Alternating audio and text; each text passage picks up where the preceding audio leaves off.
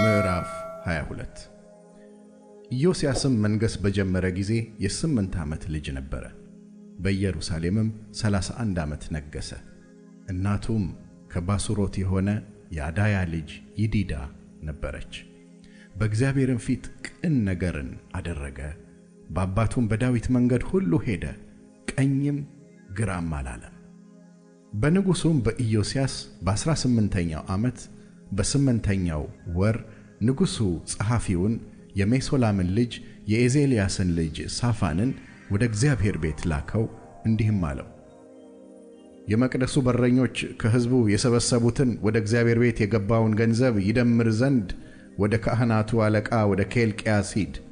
በእግዚአብሔርም ቤት ላሉት ሠራተኞች አለቆች ይስጡት።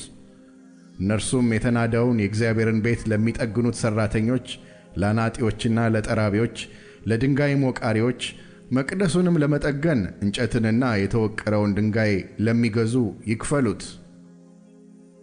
ነገር ግን እነርሱ የታመኑ ነበሩና በእጃቸው ስለተሰጠ አይቆጣጠሯቸውም ነበር።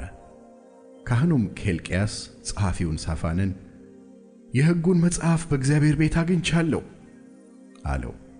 ኬልቅያስም መጽሐፉን ለሳፋን ሰጠው፣ እርሱም አነበበው። ጸሐፊውም ሳፋን ወደ ንጉሡ መጣ። ለንጉሡም በመቅደሱ የተገኘውን ገንዘብ ባሪያዎችህ አፈሰሱት፣ በእግዚአብሔርም ቤት ሠራተኞች ላይ ለተሾሙት አለቆች ሰጡት ብሎ አወራለት።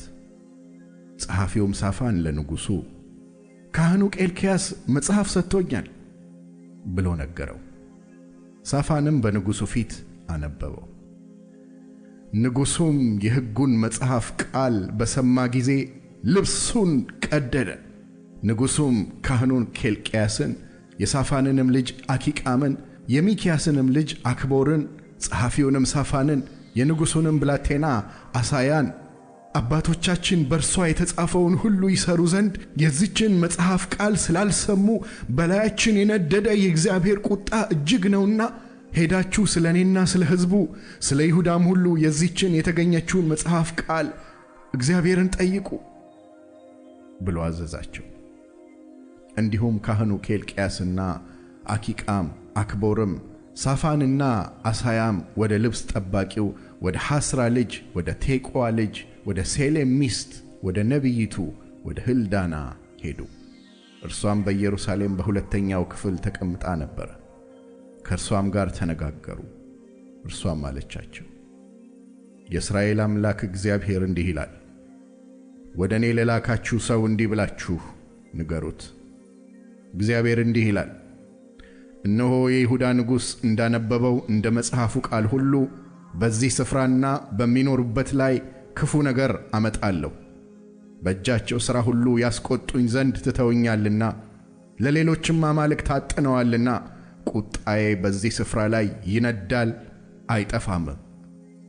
እግዚአብሔርን ለመጠየቅ ለላካችሁ ለይሁዳ ንጉሥ ግን እንዲህ በሉት፣ የእስራኤል አምላክ እግዚአብሔር እንዲህ ይላል፣ ስለ ሰማኸው ቃል ልብህ ገር ሆኖአልና እነርሱም ለድንቅና ለመርገም እንዲሆኑ በዚህ ስፍራና በሚኖሩበት ላይ የተናገርኩትን ሰምተህ በእግዚአብሔር ፊት ተዋርደሃልና ልብስህን ቀድደሃልና በፊቴም አልቅሰሃልና እኔ ደግሞ ሰምቼሃለሁ ይላል እግዚአብሔር።